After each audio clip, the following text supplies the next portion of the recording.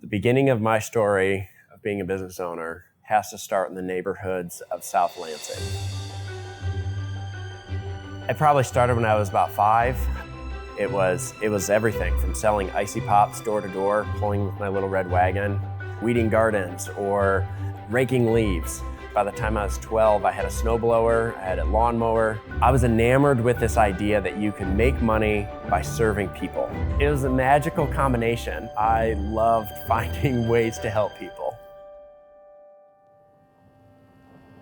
Once I got to Hillsdale, I had an opportunity to intern at the Kellogg Company. One of the perks of interning is I got all of their free cereal. Well, I would get cases of free cereal, and what is better than free cereal as a college kid? So I would provide the spoons, the bowls, and the cereal, and you'd have to bring your own milk. I had a Tony the Tiger hung up in my room, and anybody who came in, I'd hand them a Sharpie marker and said, hey, please sign this Tony the Tiger. And you have signatures from hundreds of Hillsdale students. And it's remarkable to see the legacies of signatures representing connectivity and community and fellowship. And to me, Hillsdale College, it does a phenomenal job bringing together people of excellent character and quality of mind that ultimately want to live intentional lives. During my time at Kellogg, I had the opportunity to experience many different roles. I started as an intern, went to a senior sales intern, moved on to a regional sales representative in Florida, on to an account executive. From there, I moved to corporate America where I managed all of the innovation. So Cheez-Its and Pringles, Nutri-Grain bars. And how did we do it? It was asking the key customers the question of what do you need for innovation to be successful? The same values that I learned back at Hillsdale of asking, professors, what do you need to see in this paper to get an A? It were the same questions that I started asking these national accounts that allowed us to drive exceptional results in the innovation sales. Eventually with Kellogg's, after 11 years of growing, building businesses, I started wondering, are we really trying to solve a problem? Or are we just trying to grow 2% every year? And as an entrepreneur, there's something that didn't feel right in that relationship. Kellogg's moved me to Northwest Arkansas to take care of the Walmart account. Within a couple of months, my wife, she was out gardening. And while she was gardening, God gave her courage to dream a big dream.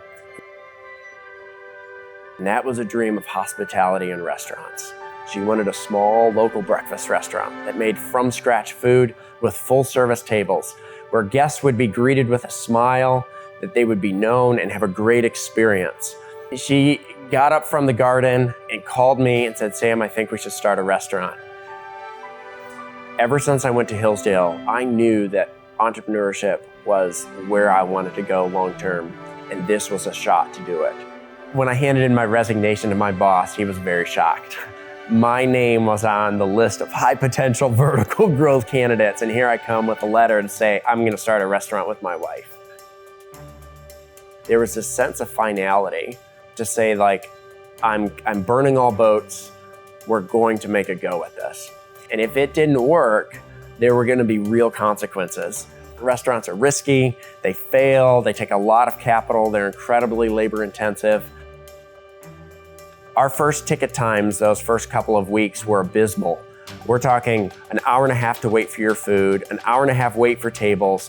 Why would guests and customers stay that long? Because they believed that Bentonville needed a successful business. They were just as much a part of this story. In every one of our restaurants, there's a rolling pin to commemorate the community that made this restaurant happen. We went from 1 location to 2, to 3, to 4. We hired executive chef. We have area managers. We have a director of operations. We're now talking about franchising or growing this thing beyond our state borders, because this is a community story. This is not just a story about Sam.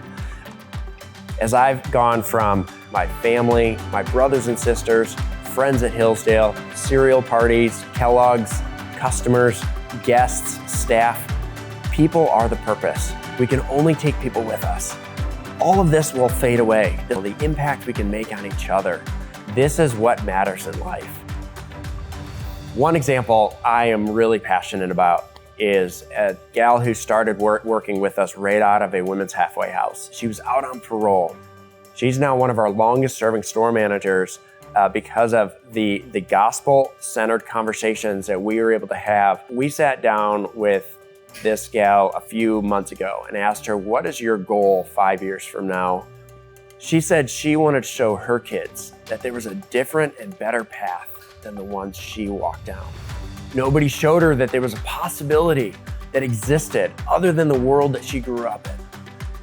Business is an opportunity to show people that there is a purpose for what we're doing here, and there's something redemptive about serving others. Therefore, the culture that we've created is one that celebrates and embraces an infinite and almighty God that says that there is a purpose bigger than Sam. There's a purpose bigger than the buttered biscuit. There is a purpose bigger than just what we can do on this earth. And the actions we choose today have echoes in eternity.